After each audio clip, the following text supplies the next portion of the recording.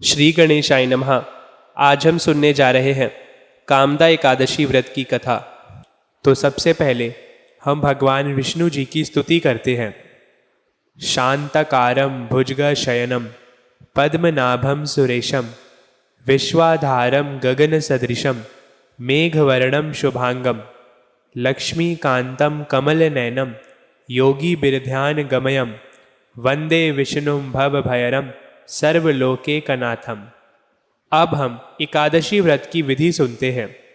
दशमी की रात्रि को पूर्ण ब्रह्मचर्य का पालन करें तथा भोग विलास से भी दूर रहे।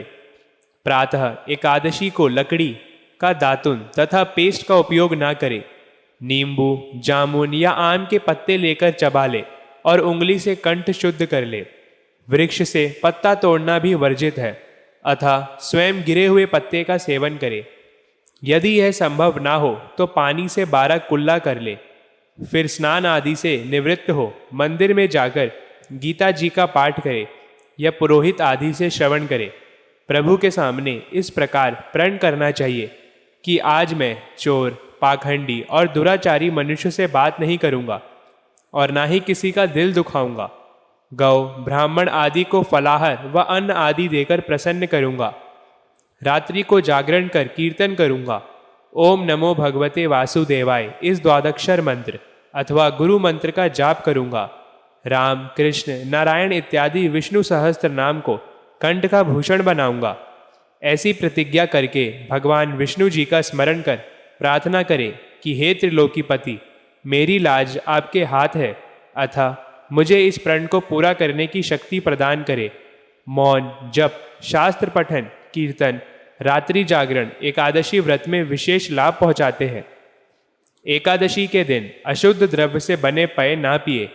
कोल्ड ड्रिंक्स, एसिड आदि डाले हुए फलों के डिम्बाद रस को ना पिए। 2 बार भोजन ना करें। आइसक्रीम व तली हुई चीजें ना खाए। फल अथवा घर में निकाला हुआ फल का रस अथवा थोड़े दूध या जल पर रहना विशेष लाभदायक है।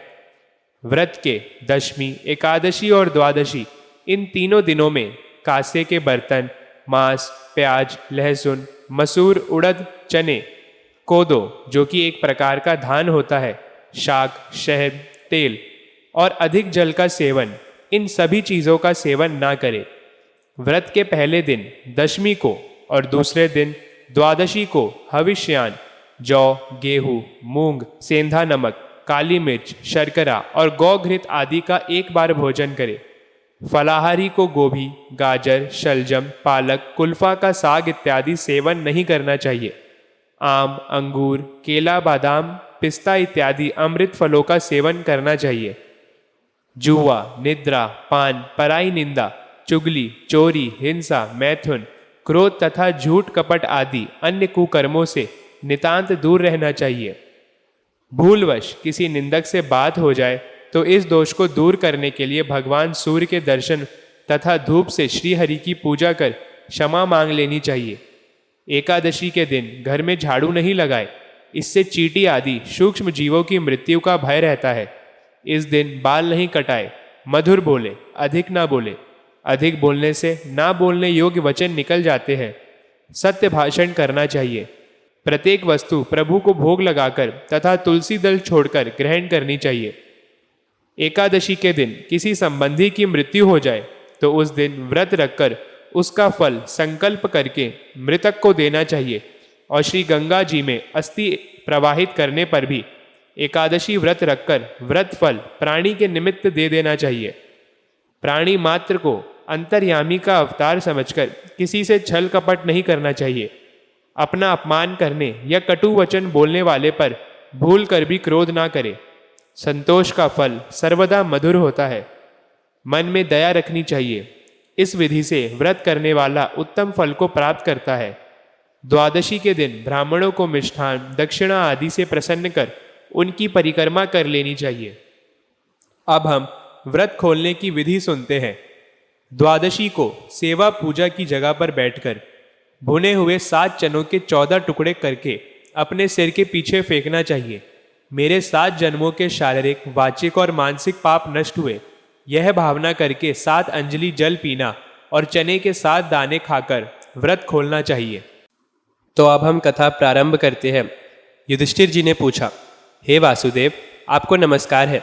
कृपया आप यह बताइए कि चैत्र मास के शुक्ल पक्ष में किस नाम की एकादशी होती है। भगवान श्री कृष्ण बोले, राजन, एकाग्रचित होकर यह पुरातन कथा सुनो, जिसे वशिष्ठ जी ने राजा दिलीप के पूछने पर कहा था। वशिष्ठ जी बोले, राजन, चैत्र शुक्ल पक्ष में कामदा नाम की एकादशी होती है। वह परम पुण्यमय है। पाप रूपी ईंधन के लिए तो वह दावानल ही है। प्राचीन काल की बात है। नागपुर नाम का एक सुंदर नगर था, जहाँ सोने के महल बने हुए थे। उस नगर में पुंडरीक आदि महाभयंकर नाग निवास करते थे। पुंडरीक नाम का नाग उन दिनों वहाँ राज्य करता था। गंधर्व, किन्नर और अप्सराएं भी उस नगरी का सेवन करती थी। वहाँ एक श्रेष्ठ अप्सरा थी जिसका नाम ललिता था। उसके साथ ललित नाम वाला गंधर्व भी था। ये दोनों पति पत्नी के रूप में रहते थे। दोनों ही परस्पर काम से पीड़ित रहा करते थे। ललिता के हृदय में सदा पति की ही मूर्ति बसी रहती थी और ललित के हृदय में सुंदरी ललिता का नित्य निवास था। एक दिन की बात है। नागराज पुंडरीक राजसभा में बैठकर मनोरंजन कर रहा था। उस समय ललित का गान हो रहा था, किंतु उसके साथ उसकी प्यारी ललिता नहीं थी। गाते गाते उसे ललिता का स्मरण हो आया, अतः उसके पैरों की गति रुक गई और जीभ लड़खड़ाने लगी। नागों में श्रेष्ठ करकोटक को ललित के मन का संताप ज्ञात हुआ, अतः उसने राजा पुंडरीक को उसके पैरों की गति रुकने और गान में त्रुटि होने की बात बता दी। करकोटक की बात सुनकर नागराज पुंडरीक की आंखें क्रोध से लाल हो गई।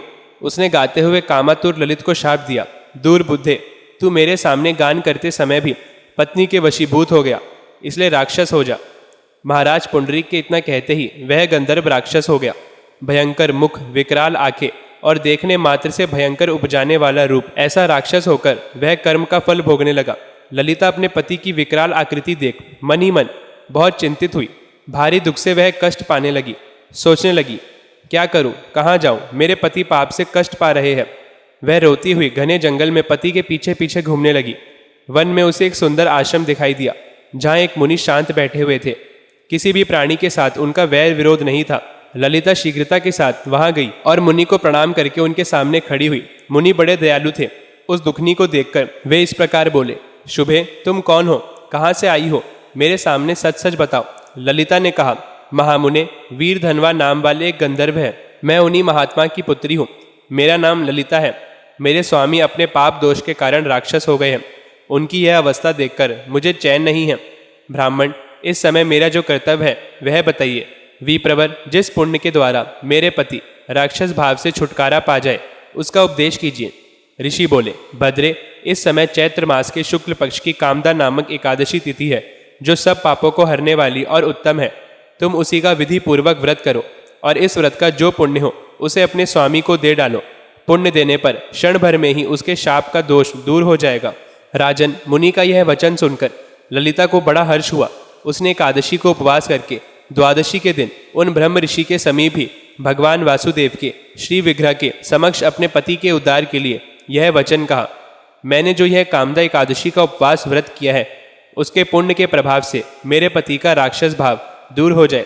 वशिष्ठ जी कहते हैं, ललिता के इतने कहते ही उसी क्षण ललित का पाप दूर हो गया। उसने दिव्य देह धारण कर लिया, राक्षस भाव चला गया और पुनः गंधर्वत्व की प्राप्ति हुई। नृपश्रेष्ठ, वे दोनों पति पत्नी कामदा एकादशी के प्रभाव से पहले की अपेक्षा भी अधिक सुंदर रूप धारण करके विमान पर आरूढ़ होकर अत्यंत शोभा पाने लगे। यह जानकर इस एकादशी के व्रत का यत्न पूर्वक पालन करना चाहिए। मैंने लोगों के हित के लिए तुम्हारे सामने इस व्रत का वर्णन किया है। कामदा एकादशी ब्रह्म हत्या आदि पापों तथा पिशाचत्व आदि दोषों का नाश करने वाली है। राजन, इसके पढ़ने और सुनने से वाजपेयी यज्ञ का फल मिलता है। इति श्री कामदा एकादशी व्रत कथा संपूर्णम। बोलिए विष्णु भगवान की जय। अब हम भगवान विष्णु जी की स्तुति कर आरती करते हैं। शांतकारं भुजगशयनं पद्मनाभं सुरेशं विश्वाधारं गगनसदृशं मेघवर्णं शुभांगं लक्ष्मीकान्तं कमलनयनं योगिभिर्ध्यानगमयं वन्दे विष्णुं भवभयहरं सर्वलोकैकनाथं वसुदेवसुतं देवं कंसचारुमर्दनं देवकी परमानंदम कृष्णम वंदे जगतगुरु। अब हम श्री जगदीश जी की आरती करते हैं। ओम जय जगदीश हरे स्वामी, जय जगदीश हरे, भक्त जनों के संकट, दास जनों के संकट क्षण में दूर करे। ओम जय जगदीश हरे। जो ध्यावे फल पावे, दुख बिन से मन का। स्वामी दुख बिन से मन का, सुख संपत्ति घर आवे, कष्ट मिटे तन का। ओम जय जगदीश हरे। मात पिता तुम मेरे, शरण गहूँ मैं किसकी। स्वामी शरण गहूँ मैं किसकी। तुम बिन और न दूजा, प्रभु बिन और न दूजा। आस करूँ मैं जिसकी। ओम जय जगदीश हरे।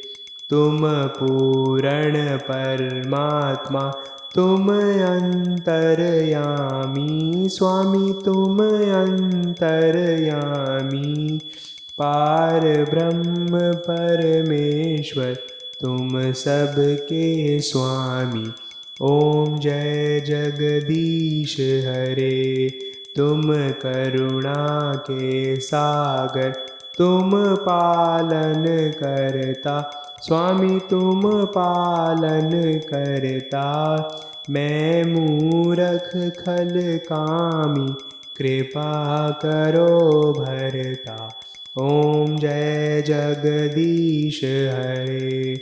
तुम हो एक अगोचर, सबके प्राणपति। स्वामी सबके प्राणपति।